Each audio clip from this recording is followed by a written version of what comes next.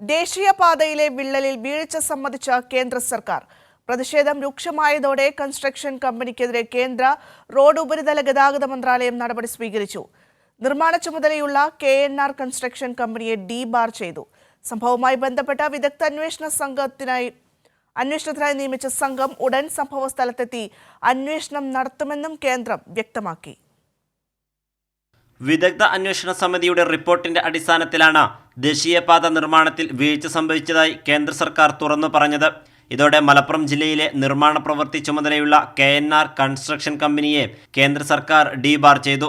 കൺസൾട്ടന്റായ highway engineering കമ്പനിക്കും വിലക്കേർപ്പെടുത്തിയിട്ടുണ്ട്.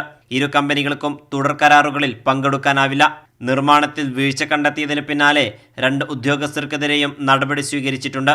Project manager M. Amarnath Reddy, team consultant leader രാജ്കുമാറിനെയും കേന്ദ്ര സർക്കാർ സസ്പെൻഡ് ചെയ്തു. നിർമ്മാണ പ്രവൃത്തികളിൽ ദേശീയപാത അതോറിറ്റിക്ക് വീഴ്ച സംഭവിച്ചിട്ടുണ്ടെന്ന് വ്യക്തമാക്കുന്നതായിരുന്നു കഴിഞ്ഞ ദിവസം സ്ഥലം സന്ദർശിച്ച 2-അംഗ അന്വേഷണ സമിതിയുടെ റിപ്പോർട്ട്.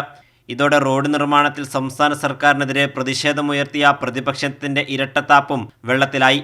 സംഭവവുമായി ബന്ധപ്പെട്ട വിദഗ്ധ അന്വേഷണത്തിനായി നിയമിച്ച സംഘം ഉടൻ സംഭവ സ്ഥലത്തെത്തും. IIT പ്രൊഫസർ KR റാവുവിന്റെ നേതൃത്വത്തിലുള്ള സംഘമാണ് സ്ഥലത്തെത്തി പരിശോധന നടത്തുക. ദ്രുതഗതിയിൽ പരിശോധന നടത്തി റിപ്പോർട്ട് സമർപ്പിക്കാനാണ് സംഘത്തിന് നൽകിയിട്ടുള്ള നിർദ്ദേശം.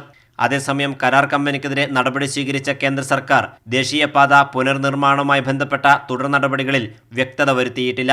കൈരളി ന്യൂസ്, ദില്ലി.